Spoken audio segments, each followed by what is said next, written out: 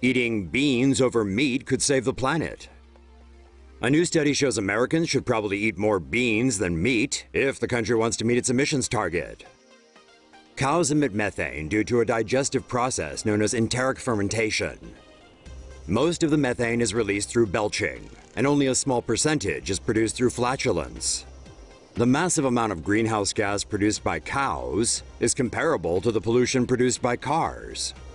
Growing pulses is greatly beneficial to the environment, as they are able to directly draw nitrogen from the atmosphere and convert it into nutrients.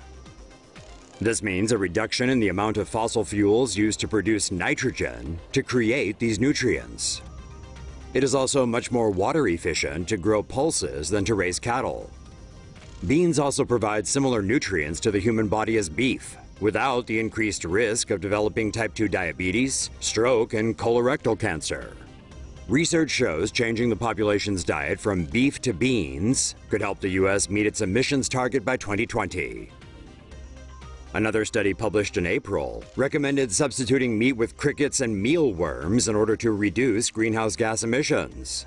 Would you give up your juicy steaks for beans and worms? Say no to safe spaces on YouTube. Support TomoNews at patreon.com/TomoNews. Keep watching for more on how cows affect climate change and possible solutions. California introduces laws to restrict climate pollutants. The state of California has signed off on legislation to clamp down on greenhouse gas emissions, including black carbon from diesel trucks and methane gas from cow flatulence. Black carbon is a chemical emitted by diesel trucks that contributes to high rates of lung conditions, such as asthma. Under the new laws, black carbon emissions stemming from diesel trucks will be reduced by 50%. Dairy farmers have been instructed to reduce methane emissions from the state's 5.15 million cows by 40% by the year 2030. Farmers will receive funding from the state to invest in methane digesters, which will convert the pollutants from manure into energy that will be sold to electrical utilities. Opponents of the new laws argue that these reductions will hurt manufacturing in California and could force the industries out of state, with thousands of jobs threatened in the process. However, California Governor Jerry Brown insists these firm mandates will result in the development of better technologies and a boost for the economy. U.S. unlikely to meet Paris Climate Agreement targets. A recent study revealed that the U.S. is highly unlikely to fulfill its greenhouse gas emission targets set at the Paris climate talks last year. The U.S. has pledged to reduce greenhouse gas emissions by 28% from 2005 to 2025. However, Ars Technica reports current and proposed emissions policies would still only reduce the rate by about 4.8%. A report published in Nature Climate Change suggests the U.S. needs to phase out coal and natural gas power plants more aggressively and increase the use of renewable energy and electric cars. The report also suggests the U.S. transform oil and gas-based heating systems to electric systems in order to attain its emissions goals. UN studies estimate average world temperatures are expected to rise by 3 degrees Celsius or more by 2100. U.S. President Barack Obama called Wednesday a historic day when a global agreement to combat climate change was signed by European nations such as Germany, France, and Austria. The agreement will formally start on November 4th. Netherlands set to spend 150 million euros on biogas production. The Netherlands has found a use for their cows other than pumping milk, turning their manure into energy. Manure processing is important to the Netherlands, as about 10% of the country's greenhouse gas emissions come from agriculture, mostly methane from animal manure.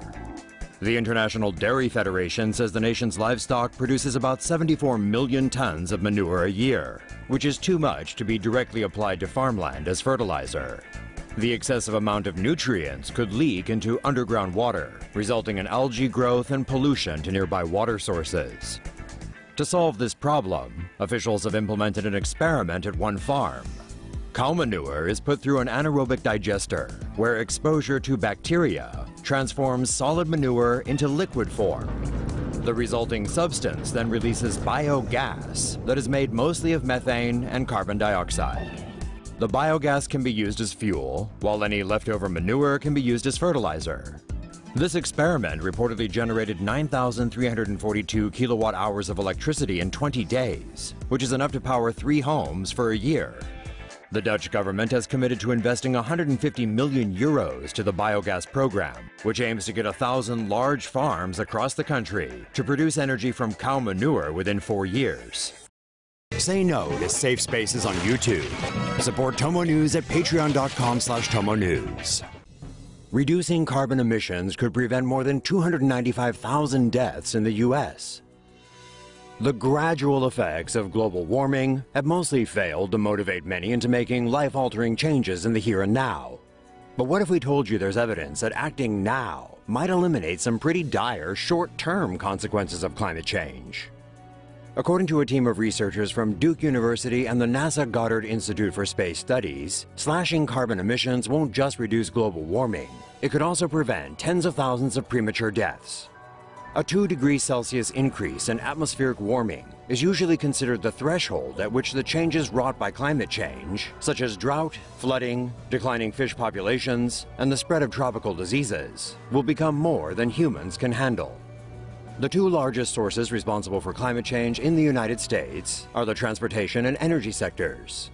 In a research paper published in the journal Nature, researchers modeled what would happen if emissions in both sectors were significantly reduced by 2030.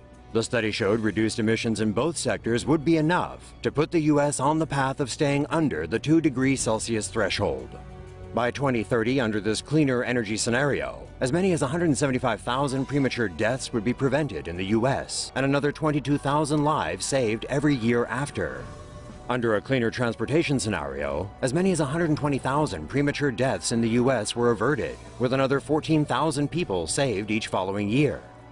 The nationwide health benefits of reducing carbon emissions would total around $250 billion a year, which far exceeds the cost of implementing new, cleaner policies.